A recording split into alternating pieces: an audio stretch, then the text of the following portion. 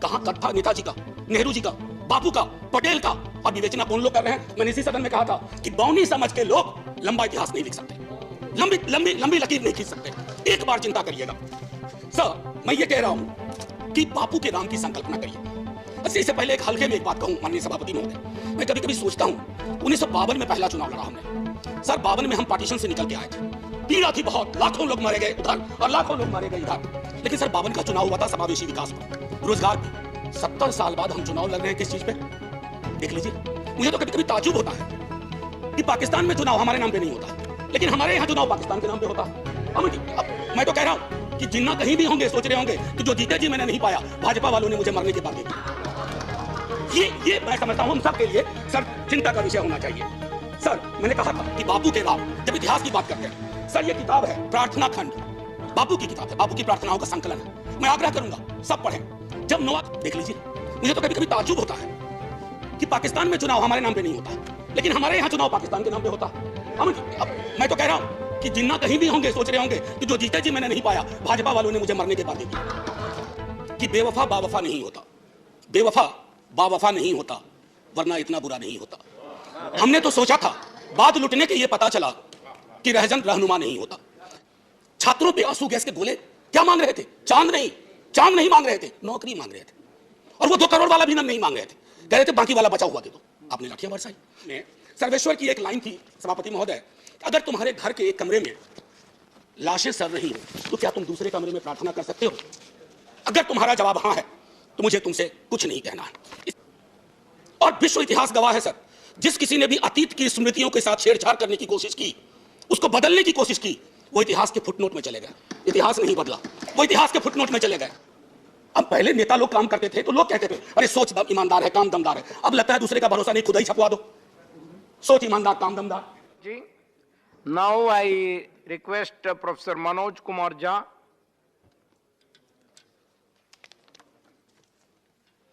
शुक्रिया vice chairman साहब, thank you so very much.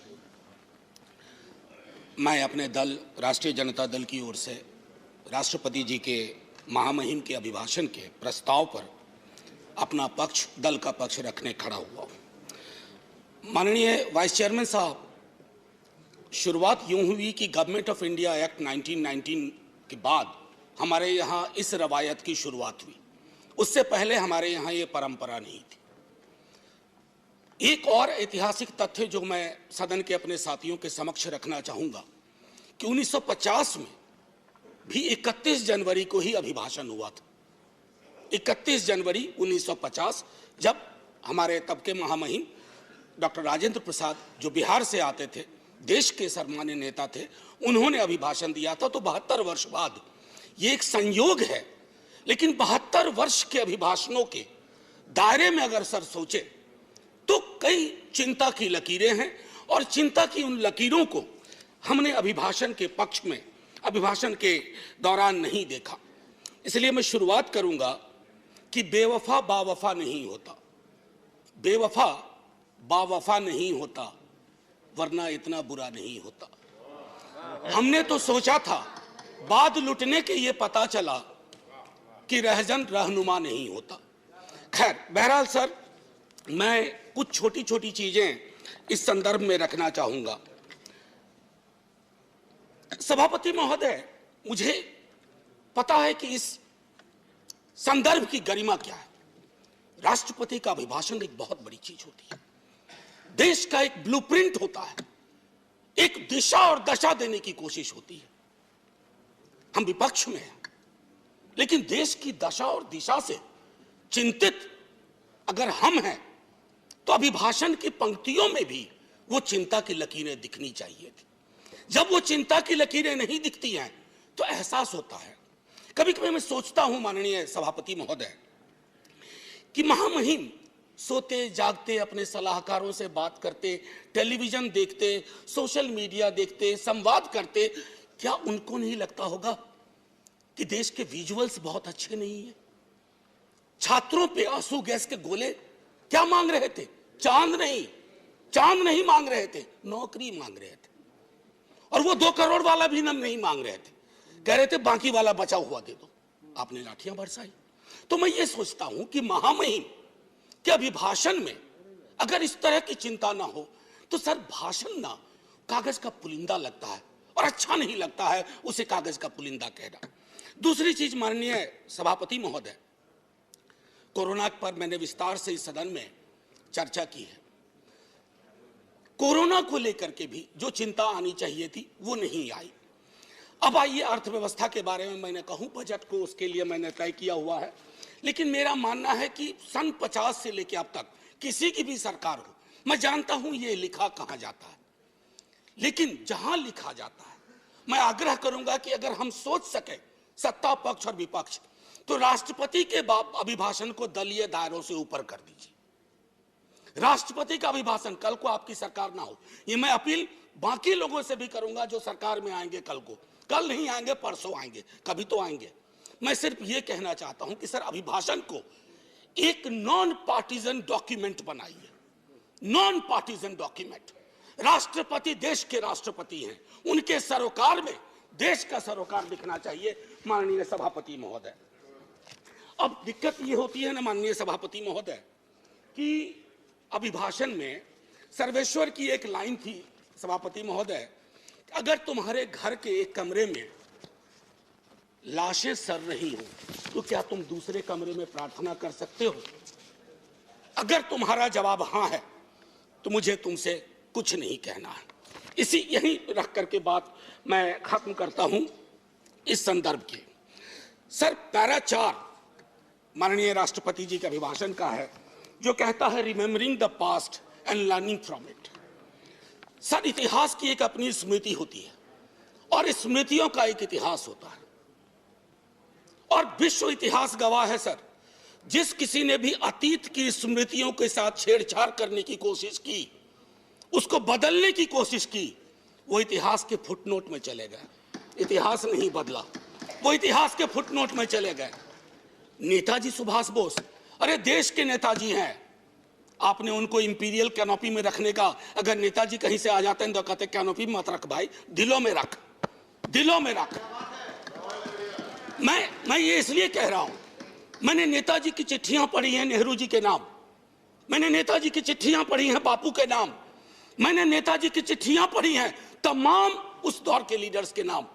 कहां कद था नेताजी का, नेहरू जी का, बापू का, पटेल का, और विवेचना कौन लोग कर रहे हैं? मैंने इसी सदन में कहा था कि बौनी समझ के लोग लंबा इतिहास नहीं लिख सकते, लंबी लंबी लंबी लकीर नहीं खींच सकते।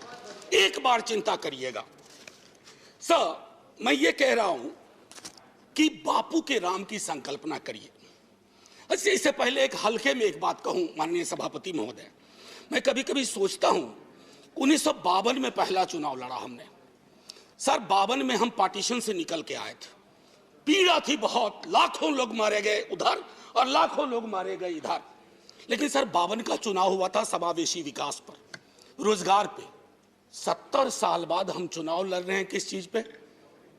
देख लीजिए। मुझे तो कभी कभी ताज्जुब होता है कि पाकिस्तान में चुनाव हमारे नाम पे नहीं होता है, लेकिन हमारे यहां चुनाव पाकिस्तान के नाम पे होता है। अमन जी, अब मैं तो कह रहा हूं कि जिन्ना कहीं भी होंगे सोच रहे होंगे कि जो जीते जी मैंने नहीं पाया, भाजपा वालों ने मुझे मरने के बाद दे दिया। ये मैं समझता हूं हम सब के लिए सर चिंता का विषय होना चाहिए। सर मैंने कहा था कि बापू के राम, जब इतिहास की बात करते हैं सर, ये किताब है प्रार्थना खंड, बापू की किताब है, बापू की प्रार्थनाओं का संकलन है। मैं आग्रह करूंगा सब पढ़ें। जब नोआखोले से लौट के आए बापू, बहुत पीड़ा थी, उन्होंने अपना प्रार्थना बदल दिया। वो प्रार्थना भजमन प्यारे सीताराम की जगह भजमन प्यारे राम रहीम, भजमन प्यारे कृष्ण करीम। आप क्या कर रहे हैं? कृष्ण और करीम के बीच में कटीली दीवार लगा रहे हैं, राम और रहीम के बीच में दीवार लगा रहे हैं। ये दीवारें आज हो सकता है ताली दिलवा रही हों, आप मिट जाएंगे, ये दीवारें भी मिटेंगी, वक्त वक्त की बात है। बस एक बार सोचेगा जरूर, क्योंकि बापू पे माल्यार्पण आप भी करते हैं और बहुत, बल्कि आप चश्मे पे कर दिया, आपने महदूद कर दिया। बापू का चश्मा लीजिए, बापू को चश्मे में मत रखिए, ये मेरा आग्रह होगा। एक चीज तो ये थी सर, माननीय सभापति महोदय, कोविड के संदर्भ में मैं बोलूंगा नहीं, मैंने पहले ही कहा, इश्तेहारबाजी हो रही है। जो सरकारें, मैं सिर्फ केंद्र को नहीं कह रहा हूं, जो सरकारें कोविड के वक्त में नदारद थी, सोशल मीडिया गवाह है, वो सरकार 4 पन्ने का इश्तेहार दे रही है। अब पहले नेता लोग काम करते थे तो लोग कहते थे अरे सोच दम ईमानदार है, काम दमदार है। अब लगता है दूसरे का भरोसा नहीं, खुद ही छपवा दो, सोच ईमानदार, काम दमदार। अरे लोगों को बोलने दीजिए। अब देखिए सर, दूसरी चीज कोविड के संदर्भ में मैं आपको कहूंगा, जब आप कहते हैं ना कि फलाने की तुलना में यहां इतने कम मरे वगैरह, 18 से तुलना करते हैं, सर जिन परिवारों के चिराग गुम हुए ना, उनके लिए मौत आंकड़ा नहीं है सर।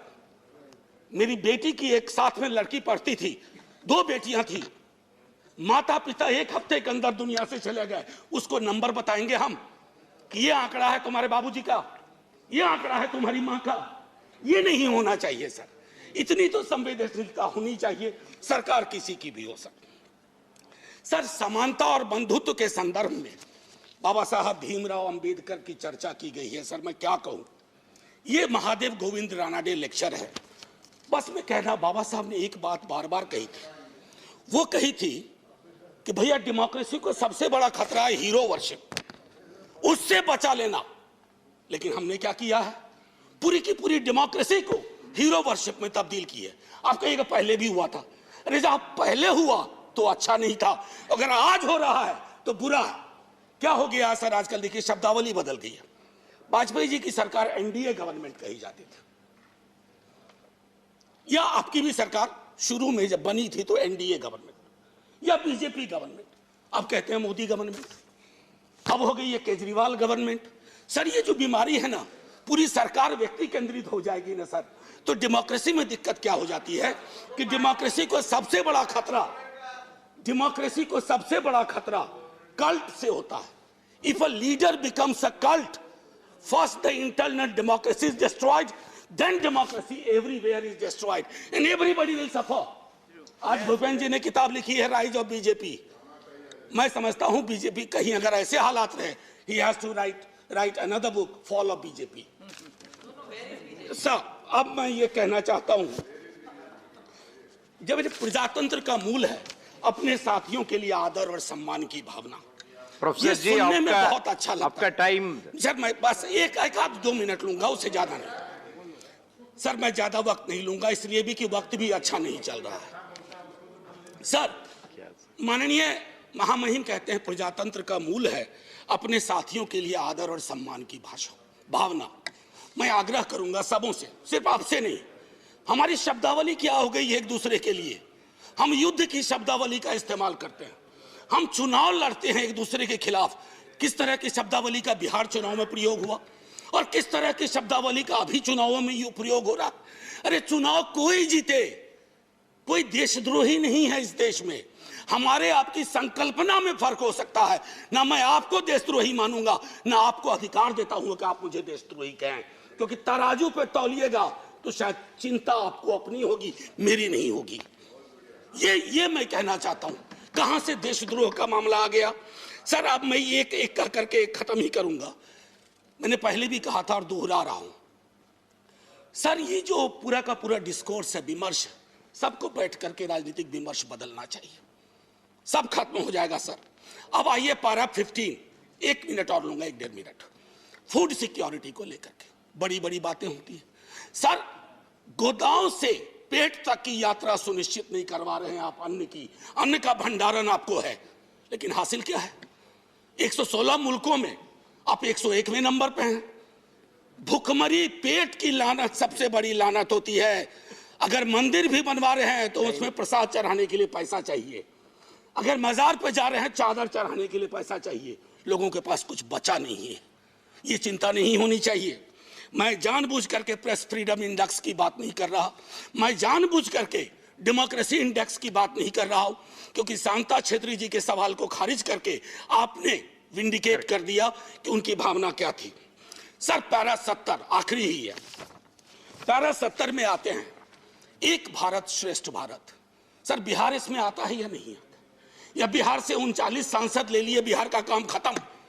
सर मैंने पहले भी कहा था, अब बिहार ज्वालामुखी के ढेर पे है। लालू जी के टाइम से उस सदन में बात शुरू हुई, फिर राबड़ी जी हमारे मुख्यमंत्री, अभी नेता प्रतिपक्ष मुख्यमंत्री नीतीश कुमार जी और पूरा भी भाजपा का बिहार विधानमंडल दल हाथ जोड़ के प्रधानमंत्री जी से कहा कि प्रधानमंत्री जी बिहार को विशेष राज्य का दर्जा दीजिए, दर्जा दीजिए। ये खैरात नहीं है। बिहार नहीं तरक्की करेगा तो देश की तरक्की में कभी 4 चांद नहीं लगेंगे, 2 चांद छूट जाया करेंगे, क्योंकि वो दोनों चांद पूर्वांचल से आएंगे। इसका आपको ध्यान रहे। सर, मैं एक आखिरी कहूंगा, चंद्रशेखर जी के साथ बहुत लोगों ने काम किया है। उन्होंने एक बात कही थी बड़ी मार्मिक, रहबरी के सवाल में। घर के डिजाइन में आमतौर पर मतभेद हो सकता है सामान्य दिनों में, लेकिन जब घर में आग लगी हो ना, तो डिजाइन में मतभेद नहीं होता है, सबको मिलकर आग बुझाना चाहिए। आज वो परिस्थितियां हैं। मैं इसलिए कह रहा हूं कि उन्होंने भी असंतोष के लक्षण बताए थे बिहार जैसे राज्य में, कि दिल्ली की नीति और नीयत की वजह से। मैं आपसे आग्रह करूंगा आपके माध्यम से कि महामहिम संज्ञान लें। और आखिरी सर, एक ये किताब है, मैं आग्रह करूंगा कश्मीर के बारे में। मेरे दोस्त, मैंने बार बार ये कहा है कि कश्मीर जमीन का टुकड़ा नहीं है, जम्मू जमीन का टुकड़ा नहीं है, लद्दाख जमीन का टुकड़ा नहीं है, जिंदा लोग बसते हैं। अगर आप यहां से नॉर्मल बोलते हैं तो घाटी में नॉर्मल लगना चाहिए। और मैं इसलिए भी कहूं कि ये लाल चौक बहुत यंग लड़के ने लिखी है सर, बिहार का लड़का है, उसने ये बात लिखी है और कहा है कि नॉर्मैलिटी कैसे रिस्टोर की जा सकती है। सब पढ़ें। और आखिरी में sir 14 please conclude. 30 second sir, north east के बारे में चर्चा हुई। 14 सिविलियंस की बर्बर हत्या हुई। क्या वो भारत के नागरिक नहीं थे? क्या उनके लिए एक शब्द नहीं होना चाहिए था? इसलिए मैं कह रहा हूं कि अभिभाषण सादा डॉक्यूमेंट ना हो, दर्द और पीड़ा हो, उसमें सब कुछ हो, ताकि वो हमारा अभिभाषण हो, आपका अभिभाषण हो, सबका अभिभाषण हो। बस इतना कह करके सर, जय हिंद। Thank you. नाउ